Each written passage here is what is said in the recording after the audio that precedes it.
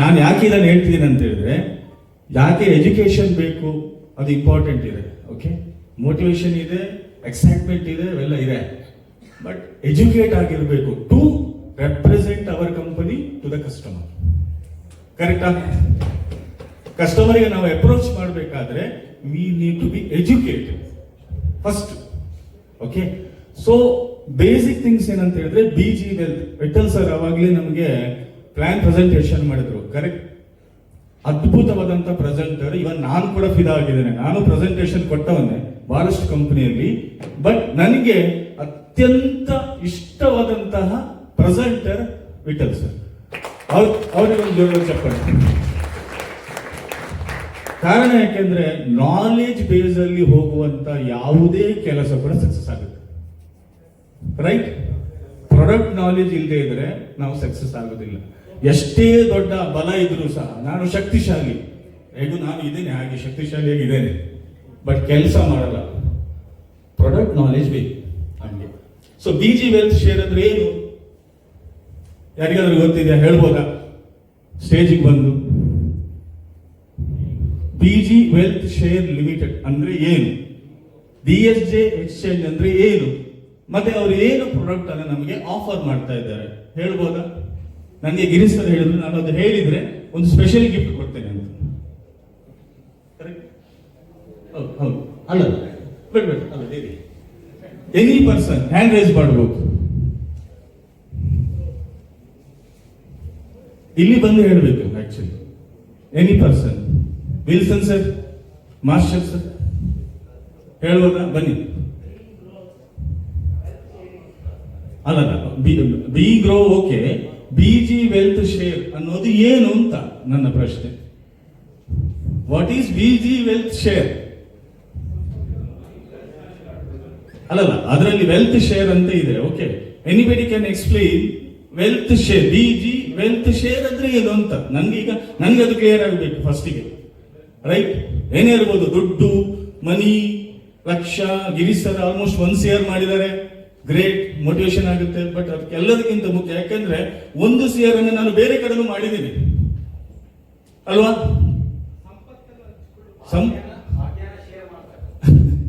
1 ಕೋಟಿಯನ್ನ ನಾವು ಎಲ್ಲಿ ಬೇಕಾದ್ರೂ ಮಾಡಿದ್ದೇವೆ ಅಲ್ವಾ? ನಮ್ಮ ಪ್ರೊಫೆಷನ್ ಅಲ್ಲಿ ಮಾಡಿದ್ದೇವೆ, ಅಥವಾ ಬೇರೆ ಬಿಸ್ನೆಸ್ ಅಲ್ಲಿ ಮಾಡಿದ್ದೇವೆ. ಓಕೆ, ಎನಿ ಬಿಸ್ನೆಸ್ ಮಾಡ್ತಾರಲ್ಲ, ದುಡ್ಡು ಮಾಡ್ತಾರಲ್ಲ. ಓಕೆ, ಅಥವಾ ಜಾಕ್ಪಾಟ್ ಅಲ್ಲಿ ಮಾಡ್ತೇವೆ, ಲಾಟರಿಯಲ್ಲಿ ಕೂಡ ಮಾಡಿದವರಿದ್ದಾರೆ, ಕೋಟಿಗಟ್ಟಲೆ ಮಾಡಿದವರಿದ್ದಾರೆ.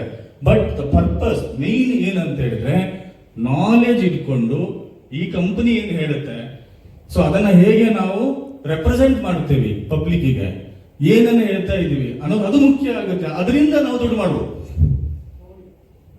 Correct. So product knowledge very important ಇದೆ.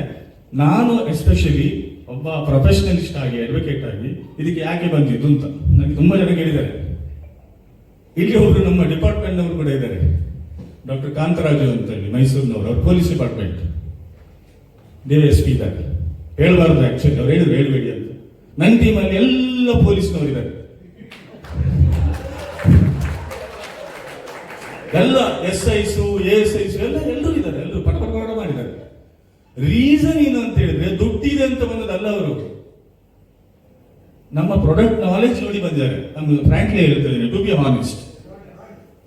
ಹಾನೆಸ್ಟ್ ಅಂದ್ರೆ ಏನ್ ಹೇಳ್ತಿದ್ರೆ, ನಾವು BG ವೆಲ್ತ್ ಶೇರ್ ಬಗ್ಗೆ, ಟ್ರೇಡಿಂಗ್ ಬಗ್ಗೆ ಹೇಳ್ತೀನಿ, ಸ್ಟೀಫನ್ ಬರ್ಡ್ ಬಗ್ಗೆ ಹೇಳ್ತೀವಿ, ಇಂಟರ್ನ್ಯಾಷನಲ್ ಮೀಟಿಂಗ್ಸ್ ಗಳು ಏನೆಲ್ಲ ಆಗುತ್ತೆ ಅದರ ಬಗ್ಗೆ ಹೇಳ್ತೀವಿ, ಇಲ್ಲಿ ಏನು ಆಗ್ತಾ ಇದೆ ಅಂತ ಹೇಳ್ತೀವಿ, ಝೂಮ್ ಮೀಟಿಂಗ್ಸ್ ಗಳೆಲ್ಲ ಆಗ್ತಾ ಇರುತ್ತೆ ಅದರ ಬಗ್ಗೆ ಹೇಳ್ತೀವಿ.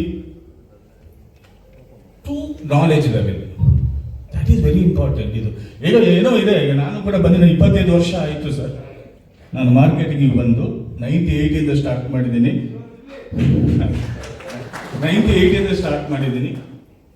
9th ಸ್ಟ್ಯಾಂಡರ್ಡ್ ಸ್ಟೂಡೆಂಟ್ ಇಂದ ಸ್ಟಾರ್ಟ್ ಮಾಡಿದ್ದೀನಿ. ನಾನು ಯಾಕೆ ಹೇಳ್ಬೇಕು ಅಂತಿದ್ರೆ, ನಾವು ಡಬಲ್ ಗ್ರಾಜುಯೇಟ್ ಆಗಿ ಅಡ್ವೊಕೇಟ್ ಹಾಕೊಂಡು ಯಾವನೋ ಒಬ್ಬ ಪೊಲೀಸ್ ಬಂದಿದ್ದಾರೆ, DSP ಬಂದಿದ್ದಾರೆ, ಬಿಸ್ನೆಸ್ ಮೆನ್ಗಳು ಬಂದಿದ್ದಾರೆ, ಟೀಚರ್ಸ್ ಬಂದಿದ್ದಾರೆ, ಪ್ರೊಫೆಷನಲ್ಸ್ ಬಂದಿದ್ದಾರೆ, ಇವನ್ ಜಡ್ಜಸ್ ಕೂಡ ಬಂದಿದ್ದಾರೆ BG ವೆಲ್ತ್ಗೆ.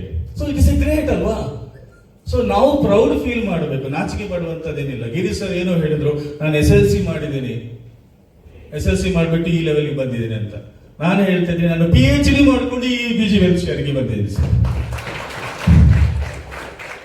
ಸೊ ಯಾವುದೇ ರೀತಿ ಬ್ಯಾರಿಯರ್ಸ್ ಇಲ್ಲ. No education, no experience, no background, no skill.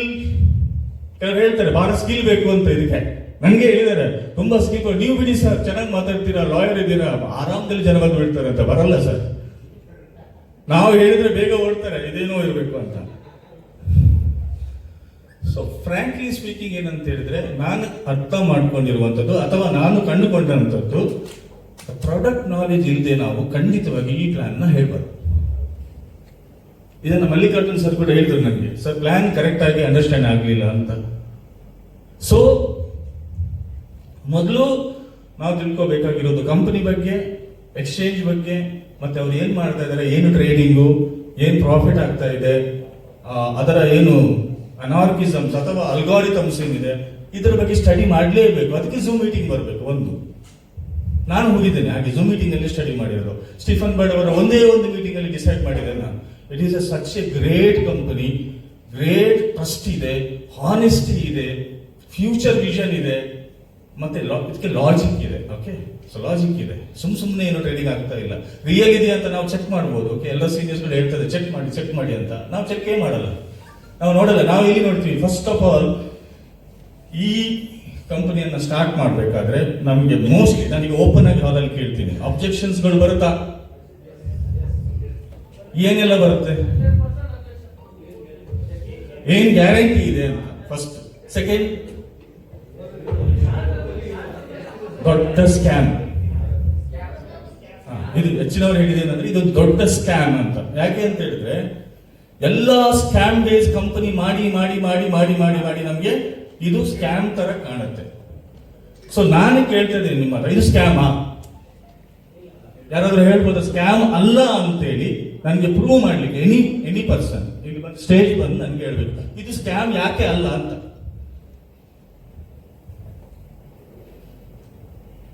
ಹೇಳ್ಬೋದಾ? ಬನ್ನಿ. ಅಲ್ಲ, ನೀವು ಪ್ಲಾನ್ ಹೇಳ್ಬೇಕಲ್ಲ, ಮಾರ್ಕೆಟಿಗೆ ಹೋಗಿ ಹೇಳ್ಬೇಕಲ್ಲ. ಸ್ಕ್ಯಾಮ್ ಅಲ್ಲ ಅಂತ ನೀವು, ನಾನು ಹೇಳ್ತಾ ಇದ್ದೀನಿ, ನಾನೊಬ್ಬ ಕಸ್ಟಮರ್ ಇದ್ದೀನಿ ಈಗ. ಓಕೆ, ನಾನು ನಿಮಗೆ ಮೋಟಿವೇಶನ್ ಮಾಡ್ಲಿಕ್ಕಿಲ್ಲ. ನಾನೊಬ್ಬ ಕಸ್ಟಮರ್, ನನ್ನ ಹತ್ರ ನೀವು ಬಂದಿದ್ದೀರಾ, ಒಬ್ರು ಯಾರೋ ಒಬ್ರು ಪ್ಲಾನ್ ಕೊಡ್ತಾ ಇದ್ದೀರಾ. ನಾನು ಹೇಳ್ತೀನಿ ಇದು ಪಕ್ಕಾ ಸ್ಕ್ಯಾಮ್, 100% ಸ್ಕ್ಯಾಮ್ ಅಲ್ಲ ಅಂತೇಳಿ ನನಗೆ ಪ್ರೂವ್ ಮಾಡಬೇಕು. ಹೇಗೆ ಮಾಡ್ತೀರಾ? ಅಲ್ಲ, ಒಬ್ರು ಯಾರು ಬನ್ನಿ ಪ್ಲೀಸ್. ಬನ್ನಿ, ತೊಂದರೆ ಇಲ್ಲ. ನಾವೇನು ದೊಡ್ಡ ಮನುಷ್ಯರೇನಲ್ಲ, ನಾವು ಸಿಂಪಲ್ ಮನುಷ್ಯರು. ಸರ್ ಯಾರಾದ್ರೂ ಬನ್ನಿ ಪ್ಲೀಸ್. ಎಂಜಾಯ್ ಮಾಡೋದು ಒಂದೇ ಅಲ್ಲ, ನಾಲೆಜ್ ಕೂಡ ಬೇಕಲ್ಲ.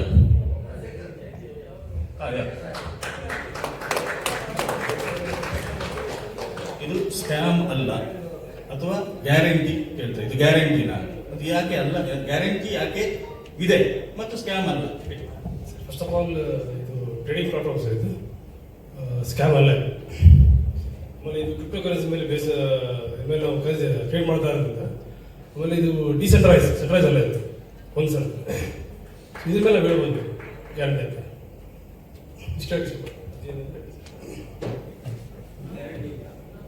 ಗ್ಯಾರಂಟಿ ಸರ್, ಸೆಂಟ್ರೈಸ್ ಅಲ್ಲ, ಇದು ಡಿಸೆಂಟ್ರೈಸ್. ಬ್ಲಾಕ್ ಚೈನ್ ಕೆಲಸ ಮಾಡ್ತಾ ಇದ್ರೆ ಗ್ಯಾರಂಟಿ ಕೊಡ್ತೀವಿ. ನಮ್ಮ ದುಡ್ಡಿಗೆ ಏನು ಗ್ಯಾರಂಟಿ ಸರ್? ಗ್ಯಾರಂಟಿ ನಮಗೆ ಗ್ಯಾರಂಟಿ ನಾಳೆ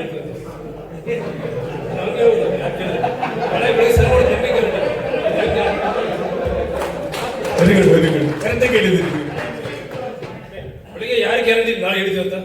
ಯಾರ ಗ್ಯಾರಂಟಿ ಇದೆಯಾ? ಯಾರು ಗ್ಯಾರಂಟಿ? ಏನ್ ಕೊಡ್ತಾರೆ ಗ್ಯಾರಂಟಿ? ಈ ತರ ಅಪ್ಲೋಡ್ ಮಾಡ್ಬೋದಲ್ಲ. ಕರೆಕ್ಟಾ ಅವ್ರು ಹೇಳಿದ್ದು? ಚಪ್ಪಾಳೆ ಕೊಡಿ ಸರ್ ಅವರಿಗೆ. ಒಂದು ರೀತಿಯಲ್ಲಿ ಸರಿ ಇದೆ, ಅಂದ್ರೆ ಯಾವುದು ಕೂಡ ಗ್ಯಾರಂಟಿ ಇಲ್ಲ. ಕರೆಕ್ಟಾ? Reserve bank of India note print ಮಾಡ್ತಾರಲ್ಲ, ಅವ್ರು ಏನ್ ಹೇಳ್ತಾರೆ? ಗ್ಯಾರಂಟಿ ಅಂತ ಹೇಳ್ತಾರ, we promise to pay certain amount. ಹೌದಾ? ಗ್ಯಾರಂಟಿ ಇಲ್ಲ. ಸೆಂಟ್ರಲ್ ಗವರ್ಮೆಂಟ್ ಚಿದಂಬರಂ ಅವರು ಫೈನಾನ್ಸ್ ಮಿನಿಸ್ಟರ್ ಇದ್ದಾಗ ಒಂದು ಆಕ್ಟ್ ತಂದಿದ್ದಾರೆ. ಏನಂತ?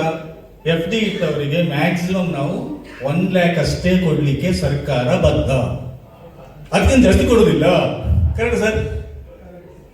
ಮತ್ತೆ ಇನ್ನೇನು ಗ್ಯಾರಂಟಿ ಕೇಳಲಿಕ್ಕಾಗುತ್ತೆ? ನಾವಿಟ್ಟಂತ FD ಏನಿದೆ ನಾವು ಮ್ಯಾಕ್ಸಿಮಮ್ ಅಂದ್ರೆ 1 lakh ತಗೊಳ್ಬಹುದು ಅಷ್ಟೇ. 1 ಕೋಟಿ ಇಟ್ಟರು ಕೂಡ ಅವರು ಕೊಡ್ಲಿಕ್ಕೆ ಜವಾಬ್ದಾರ ಅಲ್ಲ ಅಂತೇಳಿ ಆಕ್ಟ್ ಹೇಳುತ್ತೆ. ಮತ್ತೆ ಇನ್ಯಾವ್ದು ಗ್ಯಾರಂಟಿ ಅಲ್ಲ? ನಾವು ಇದು ನಮಗೆ ಪ್ಲಾನ್ ಹೇಳುವವರಿಗೆ ಗೊತ್ತಿರಬೇಕು. ಅಂದ್ರೆ ಗ್ಯಾರಂಟಿ ಅನ್ನುವಂಥದ್ದು ಆಕ್ಸ್ಫರ್ಡ್ ಡಿಕ್ಷನರಿಯಲ್ಲಿ ತೆಗೆದುಹಾಕಿದ್ದಾರೆ, ಗೂಗಲ್ ಅಲ್ಲಿ ನೋಡಿ. ಆಕ್ಸ್ಫರ್ಡ್ ಡಿಕ್ಷನರಿಯಲ್ಲಿ ಗ್ಯಾರಂಟಿ ಅಂತ ಪದ ಇತ್ತು, ಈಗ ಇಲ್ಲ, ಹೋಗಿದೆ. ಈಗ ಇರುವಂತದ್ದು only warranty. So no guarantee. But ಒಂದು ಹೇಳಬಹುದು, ನಾವು ಒಂದು ಹೇಳಬಹುದು, ಗ್ಯಾರಂಟಿ ಇಲ್ಲ, ವಾರಂಟಿ ಇದೆ, ಟ್ರೈ ಮಾಡಿ ನೋಡಿ. ಇಫ್ ಇಟ್ ಪಾಸ್ ನೀವು ಮೇಲೆ ಬಿದ್ರಿ, ಪಾಸ್ ಆಗ್ಲಿಲ್ಲ ಅಂದ್ರೆ ಕಳ್ಕೊಳ್ಳೋದೇನಿದೆ? ಅಷ್ಟೇ ಸಿಂಪಲ್. ಕಳ್ಕೊಳ್ಳೋದೇನಿಲ್ಲಲ್ಲ. 30,000 rupees, $300. ಸ್ಟೀಫನ್ ಬರ್ಡ್ ಅವರು ಏನಾದ್ರು ಹೇಳಿದಾರೆ ನಮಗೆ 10 ಲಕ್ಷ ಹಾಕಿ, 20 ಲಕ್ಷ ಹಾಕಿ, 1 ಕೋಟಿ ಹಾಕಿ, ಎಲ್ಲಾದ್ರೂ ಇದೆಯಾ ಸರ್? ಮಾಡೆಲೇ ಇಲ್ಲ. Take a risk, calculated risk of $300 and trade. ಇಷ್ಟೇ ಹೇಳಿರೋದು ಅವರು. ಇಷ್ಟು ಮಾಡ್ಲಿಕ್ಕೆ ಆಗುದಿಲ್ಲ ನಮ್ಗೆ. ಗ್ಯಾರಂಟಿ ಇಲ್ಲ, ವಾರಂಟಿ ಇದೆ. ಟ್ರೇಡ್ ಮಾಡಿ, ಅವ್ರು ಹೇಳಿದ್ದನ್ನು ಫಾಲೋ ಮಾಡೋಣ. ಯಾಕಂದ್ರೆ trading it self is A risky business. Correct ಅಲ್ಲ ಸರ್? ನಾನು ಟ್ರೇಡರ್ 15 ವರ್ಷ ಸರ್ 2011ರಿಂದ ನಾವು ಟ್ರೇಡಿಂಗ್ ಮಾಡ್ತಾ ಇದೀವಿ, ಕ್ರಿಪ್ಟೋ ಮಾಡ್ತಾ ಇದೀವಿ, ಶೇರ್ ಮಾರ್ಕೆಟ್ ಇರ್ಬೋದು, ಎಲ್ಲ ಮಾಡಿದೀವಿ ಸರ್. ರಿಸ್ಕಿ ಟ್ರೇಡಿಂಗ್ ಅಂದ್ರೆ ರಿಸ್ಕಿ. ಪ್ರಾಫಿಟ್ ಲಾಸ್ ಎರಡು ಪಾರ್ಟ್ ಅಂಡ್ ಪಾರ್ಸೆಲ್. ನಾವು ಪ್ರಾಫಿಟ್ಗೆ ರೆಡಿಯಾಗಿರ್ಬೇಕು, ರೆಡಿಯಾಗಿದ್ದಾಗ ಲಾಸ್ಗೆ ಕೂಡ ರೆಡಿಯಾಗಿರ್ಬೇಕು. ವಿಠಲ್ ಸರ್ ಹೇಳ್ತಾ ಇದ್ರೆ ಏನಂದ್ರೆ high risk unlimited income, high profit unlimited income, 100% risk, 100% risk, high profit, unlimited profit. So ಇದೇ ಪ್ಯಾಟರ್ನ್ ಇರುವಂತದ್ದು. ಓಕೆ, ಖುಷಿ ಕೊಡುವಂತ ವಿಚಾರ ಇನ್ನೊಂದಕ್ಕೆ ಬರ್ತೀನಿ ನಾನು. ಥರ್ಡ್, ಇದೊಂದು ಅಬ್ಜೆಕ್ಷನ್ ಪಾರ್ಟ್. ಒಂದು ಗ್ಯಾರಂಟಿ ಏನು, ಎರಡನೇದು ಸ್ಕ್ಯಾಮ್ ಅಲ್ಲ ಅಂತ ಹೇಳಿ ಪ್ರೂವ್ ಮಾಡ್ಲಿಕ್ಕೆ ನಮ್ಮ ಹತ್ರ ಬೇಕಾದಷ್ಟು ಮೆಟೀರಿಯಲ್ ಇದೆ ಸರ್, ಬೇಕಾದಷ್ಟಿದೆ. ಲೀಗಲ್ ಬಗ್ಗೆ ಮಾತಾಡ್ಬೇಕಾ?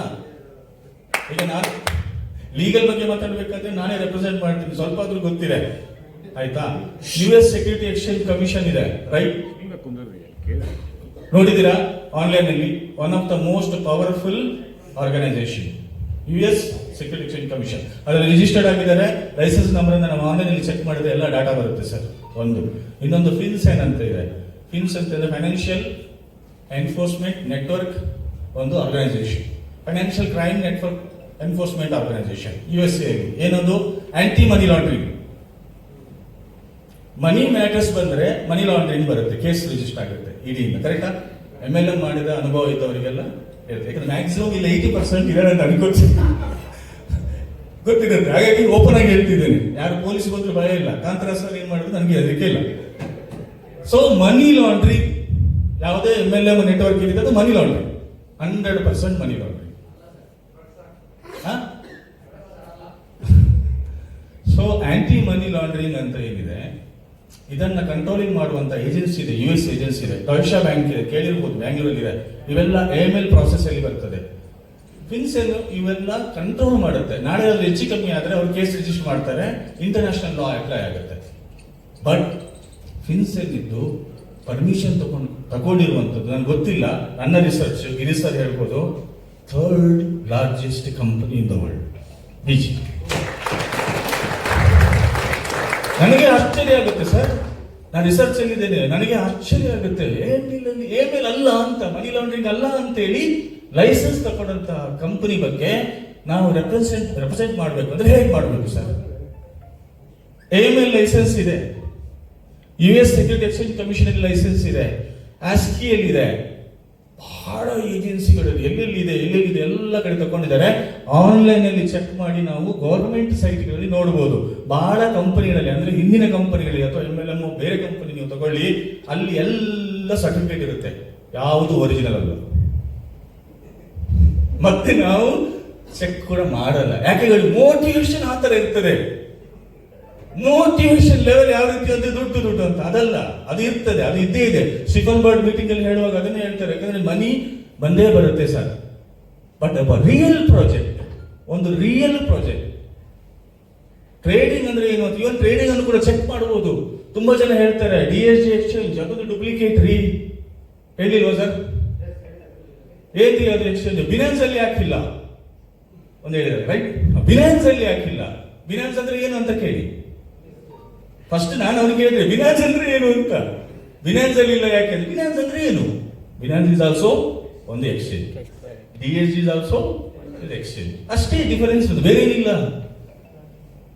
ಇದೇ ಉತ್ತರ ಅಬ್ಜೆಕ್ಷನ್ ಗೆ. So Binance is also one of the exchange, DSG is also one of the exchange. Binance ಅವರದೇ ಆದಂತ ಕಾಂಟ್ರಾಕ್ಟ್ ಅನ್ನ ಸೈನ್ ಅಪ್ ಮಾಡ್ತಾರೆ, ಬೇರೆ ಬೇರೆ ಎಕ್ಸ್ಚೇಂಜ್ಗಳು ಬೇರೆ ಬೇರೆ ಕಾಂಟ್ರಾಕ್ಟ್ ಗಳನ್ನ ಸೈನ್ ಅಪ್ ಮಾಡ್ತಾರೆ. ಅವರವರಿಗೆ ಇಷ್ಟ ಅದು. ನಂದು ಕಂಪನಿ ಇದೆ, ನಾನು ಯಾರನ್ನ ಬೇಕಾದ್ರೂ ಕಾಂಟ್ಯಾಕ್ಟ್ ಮಾಡ್ಕೋಬಹುದು. That is a part and parcel of the business. Okay, so DSG speciality ಹೇಳ್ತೀನಿ ಸರ್. ನನ್ನದೊಂದು ಶಾರ್ಟ್ ಎಕ್ಸ್ಪೀರಿಯನ್ಸ್. ಇಷ್ಟವರೆಗೆ ಈವನ್ ಬಿನಾನ್ಸ್ ಕ್ರಿಪ್ಟೋದಲ್ಲಿ ಇದ್ದವರಿಗೆ ಗೊತ್ತಿದೆ, ನಂಬರ್ 1 ಅಂತ ಹೇಳ್ತಾರೆ. ನಂಬರ್ 1 ಸರ್, ಮ್ಯಾಕ್ಸಿಮಮ್ ಎಲ್ಲ ನಂಬರ್ 1 ಅಂತ ಅನ್ಕೊಂಡಿದ್ದೀವಿ. ಆಫೀಸ್ ಇಲ್ಲ ಬಿನಾನ್ಸ್ಗೆ, ಇಡೀ ವರ್ಲ್ಡ್ ಅಲ್ಲಿ ಅಫಿಷಿಯಲ್ ಆಫೀಸ್ ಅಡ್ರೆಸ್ ಇಲ್ಲ. ಇಲ್ಲ ಇದೆಯಾ ಸರ್ ಶಶಿ ಸರ್? ಇಲ್ಲ. ಲೈಸೆನ್ಸ್ ಇಲ್ಲ, ಯಾವುದೂ ಇಲ್ಲ. ಯಾವುದೇ ಇಲ್ಲದೆ ಹೋದ್ರು ಅದನ್ನು ನಂಬ್ತೀವಿ. ನಮ್ಮಲ್ಲಿ ಎಲ್ಲಾ ಲೈಸೆನ್ಸ್ ಇದೆ, ಆಫೀಸ್ ಇದೆ, ವ್ಯವಸ್ಥೆ ಇದೆ, ಜನ ಇದ್ದಾರೆ, ಫೌಂಡರ್ ಇದ್ದಾರೆ, CEO ಇದ್ದಾರೆ, ಎಲ್ಲ ಇದ್ದಾರೆ, ಆದ್ರೂ ನಾವು ನಂಬ್ತೀವಿ. ಸೊ ನಾವು ಕಸ್ಟಮರ್ಗೆ ಅದನ್ನ ಈ ವಿಷಯಗಳನ್ನ ಹೇಳಲೇಬೇಕು. ಇದೊಂದು ಪಾಯಿಂಟ್. ಥರ್ಡ್ ಏನಂತ ಹೇಳಿದ್ರೆ, ಇವಾಗ ಇನ್ನೊಂದು ಅಬ್ಜೆಕ್ಷನ್ ಯಾವ್ದು ಬರುತ್ತೆ? ಅಬ್ಜೆಕ್ಷನ್ ಅಂತ ಅನ್ಕೊಳ್ಳೋದಿಲ್ಲ. ಏನಂದ್ರೆ ದೊಡ್ಡ ಒಂದು ಪದ ಬರುತ್ತೆ, ದುಡ್ಡಿಲ್ಲ. ಯಾರ ಹತ್ರ ಕೇಳಿದ್ರು, ಸರ್ ಚೆನ್ನಾಗಿದೆ, ಇದು ಸೂಪರ್ ಇದೆ, ಫಸ್ಟ್ ಕ್ಲಾಸ್ ಟ್ರೇಡಿಂಗ್, 2 ಸಲ ಸಿಗ್ನಲ್ ಬರುತ್ತೆ, ಕಾಪಿ ಪೇಸ್ಟ್. ಸರ್ ದುಡ್ಡಿಲ್ಲ ಸರ್ ಅಂತ. ನಾವು ಅವರಿಗೆ ಅಂತ ಏನ್ ಹೇಳ್ಬೇಕು ಸರ್? ದುಡ್ಡಿಲ್ಲ ಅನ್ನೋದು ಅವರಿಗೆ ನಾವೇನ್ ಹೇಳ್ಬೇಕು ಹೇಳಿ? ದುಡ್ಡು ಮಾಡ್ಲಿಕ್ಕೆ ನಾವು ಬಂದಿರೋದು ಸರ್ ಅಂತ ಹೇಳ್ಬೋದು. ಕರೆಕ್ಟಾ? ದುಡ್ಡಿಲ್ಲ ಅಂತ ಹೇಳ್ತಾರೆ, ನಾವು ದುಡ್ಡು ಮಾಡ್ಲಿಕ್ಕೆ ಅಂತಲೇ ನಾವು ಈಗ ಬೀಜಿಗೆ ನಾವು ಬಂದಿರೋದು. ಒಂದು ಇನ್ನೊಂದು ಅಂತ ಹೇಳಿದ್ರೆ, ಜಸ್ಟ್ ನಾವು 30,000 rupeesಗೆ ಹಾಕೋದಕ್ಕೆ ನಾವು ಇಷ್ಟೆಲ್ಲ ಥಿಂಕ್ ಮಾಡೋದಾದ್ರೆ, ನಾವು ಒಂದೊಂದು ಒಳ್ಳೊಳ್ಳೆ ಮಕ್ಕಳನ್ನ ಸ್ಕೂಲಿಗೆ ಕಳಿಸ್ತೀವಲ್ಲ, 1 ಲಕ್ಷ 2 ಲಕ್ಷ ರೂಪಾಯಿ ಫೀಸ್ ಕಟ್ಟುವಾಗ ನಮಗೆ ತಲೆ ಬರೋದಿಲ್ಲ. ಕರೆಕ್ಟಾ? 5 ಲಕ್ಷ ರೂಪಾಯಿ ಕೊಟ್ಟು ಡೊನೇಷನ್ ಕೊಡ್ತೀವಿ ಇಂಜಿನಿಯರಿಂಗ್ಗೆ, 10 ಲಕ್ಷ ಕೊಡ್ತೀವಿ. MBBS ಸೀಟಿಗೆ ನನ್ನ ಅಣ್ಣನ ಮಗಳನ್ನ MBBS ಮಾಡಿದ್ಲು, 2 ಕೋಟಿ ಕೊಟ್ಟಿದ್ದಾರೆ. ಬೇರೆ ಸೀಟಿಗೆ 2 ಕೋಟಿ ರೂಪಾಯಿ ಕೊಡ್ತೀವಿ. MBBS ಗೆ, MD ಗೆ ಆಲೋಚನೆ ಮಾಡಿದ್ರ? ಇವೆಲ್ಲ ಕೊಡ್ತೀವಿ. 30,000 rupees ಜಸ್ಟ್ ನಮ್ದಲ್ಲ ಅಂತ ಅಂದ್ಕೊಂಡು, ಇಟ್ ಈಸ್ ನಾಟ್ ಅವರ್ ಮನಿ ಅಂತ ಅಂದುಕೊಂಡು ಸಿಸ್ಟಮ್ ಅಡಿಗೆ ಬಂದ್ರೆ ಸರ್ 30 crores ಕೂಡ ಮಾಡೋದು. ಅಂತ ಬ್ಯೂಟಿಫುಲ್ ಆಪರ್ಚುನಿಟಿಯನ್ನ ಈ BG ಕೊಟ್ಟಿದೆ. ನಾನು ಹೇಳ್ತಾ ಇದ್ದೆ, ರಿಸ್ಕ್ ತಗೊಳ್ಳೇಬೇಕು. ಸೆಕೆಂಡ್, ಅಬ್ಜೆಕ್ಷನ್ಸ್ ಏನ್ ಬರುತ್ತೆ, ನಾನು ಯಾಕೆ ಇಲ್ಲಿ ಹೇಳ್ತಾ ಇದ್ದೀನಿ ಅಂದ್ರೆ, ಕರ್ದು ಮಾತಾಡಿದ್ರೆ ಲೇಟ್ ಆಗುತ್ತೆ. ಆಲ್ಮೋಸ್ಟ್ ಲೇಟ್ ಆಗಿದೆ, ನಿದ್ದೆ ಬರ್ತಾ ಇದೆ. ನಾನೇ ಹೇಳ್ತಾ ಇದ್ದೀನಿ ಎಲ್ಲ. ಬೇರೆ ಏನಾದ್ರು ಅಬ್ಜೆಕ್ಷನ್ ಇದೆಯಾ apart from this? Yes sir. ಅದು ದೊಡ್ಡದು ಪ್ರಶ್ನೆ. ಎಂಡಿಂಗ್ ಯಾವುದು ಅಂತ?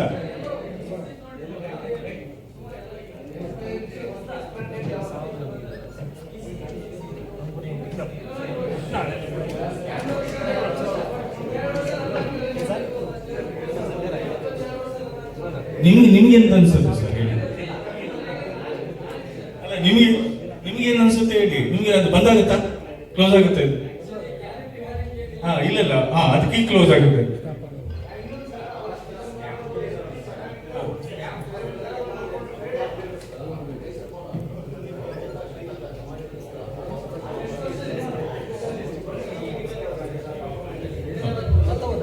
ಭರವಸೆ ಇಲ್ಲ. ಈಗ ನಿಮ್ಗೆ ಹೇಳ್ತೀನಿ ಸರ್, ಇದನ್ನೇ 3 years ಬ್ಯಾಕ್, ನನ್ಗೆ ಗೊತ್ತಿಲ್ಲ, ಗಿರೀಶ್ ಸರ್ ಆಲ್ಮೋಸ್ಟ್ ಸೀನಿಯರ್ ಇದ್ದಾರೆ, ನನಗೊಬ್ರು ಗೊತ್ತಿರೋರು ನನ್ನ ಅಸೋಸಿಯೇಟ್ ಇದ್ದಾರೆ.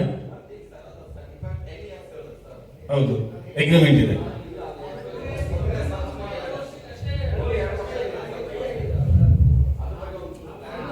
ಅದು ಬನ್ನಿ, ಎಲ್ಲಿ ಸರ್ಚ್ ಮಾಡಿದೆ?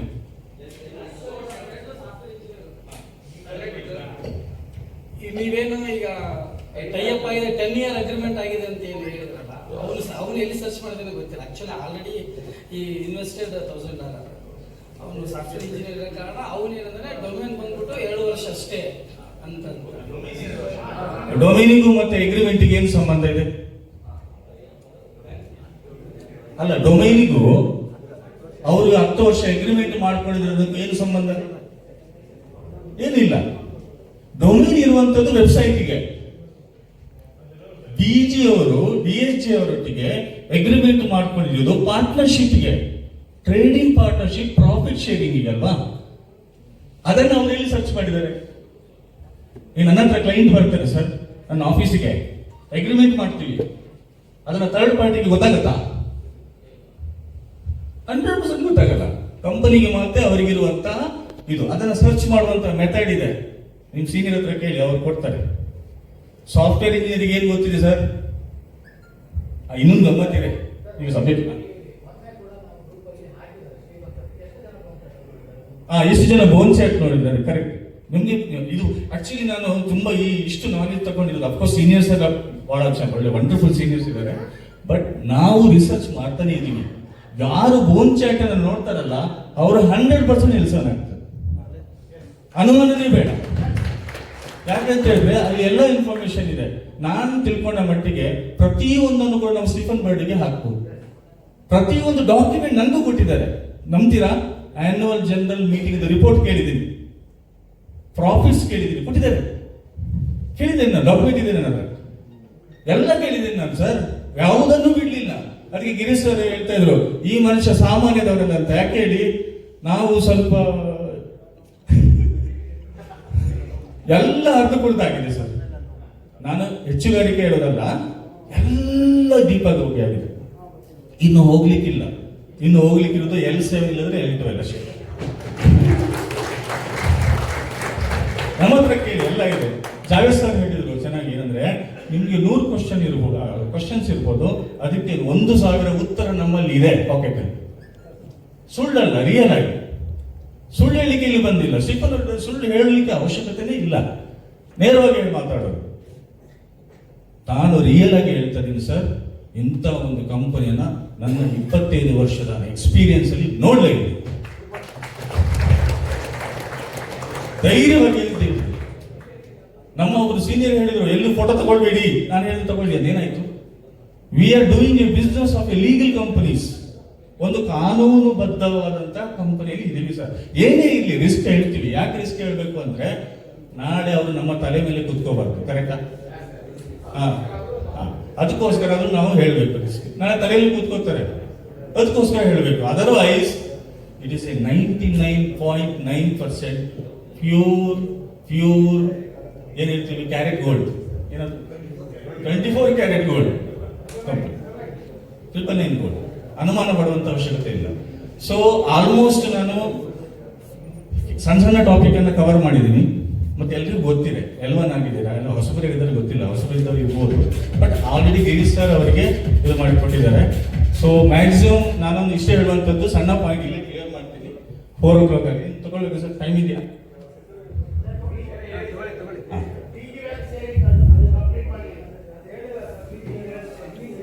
ಅಲ್ಲಲ್ಲ, BG ವೆಲ್ತ್ ಶೇರ್ ಅಂತ ಹೇಳಿದ್ರೆ ಅದರಲ್ಲಿ ಹೆಸರೇ ಇದೆ ಸರ್, ವೆಲ್ತ್ ಶೇರಿಂಗ್. ಅಂದ್ರೆ ಸಂಪತ್ತನ್ನ ಹಂಚಿ, ಬೀಯಿಂಗ್ ಗ್ರೋ ಅಂದ್ರೆ ನಾವು ಡೆವಲಪ್ ಆಗೋದು ಅಷ್ಟೇ. ಅದು ಅದರದ್ದು ನೇಮ್. ಓಕೆ, ಇಷ್ಟಿದೆ. ಇನ್ನೇನಾದ್ರೂ ಡೌಟ್ಸ್ ಇದ್ರೆ ನೀವು ಡೈರೆಕ್ಟ್ ಬಂದು ಇಲ್ಲಿ ಕೇಳಬಹುದು. ನಾನು ಇರ್ತೀನಿ, ನಮ್ಮ ಸೀನಿಯರ್ಸ್ ಇರ್ತಾರೆ, ಡಿಸ್ಕಸ್ ಮಾಡಬಹುದು. ಏನಾದ್ರು ಎನಿ ಡೌಟ್ಸ್, ಅಬ್ಜೆಕ್ಷನ್? ಮಾರ್ಕೆಟ್ ಅಲ್ಲಿ ಏನೇನು ಬರ್ತದೆ?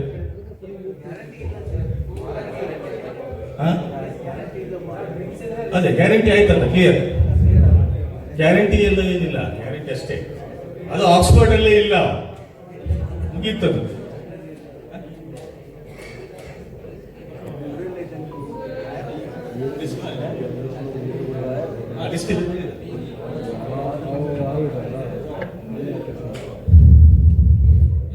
ಬೇರೆ ಎಂತಾದ್ರೂ ಏನಾದ್ರು ಇದೆಯಾ ಡೌಟ್ಸ್?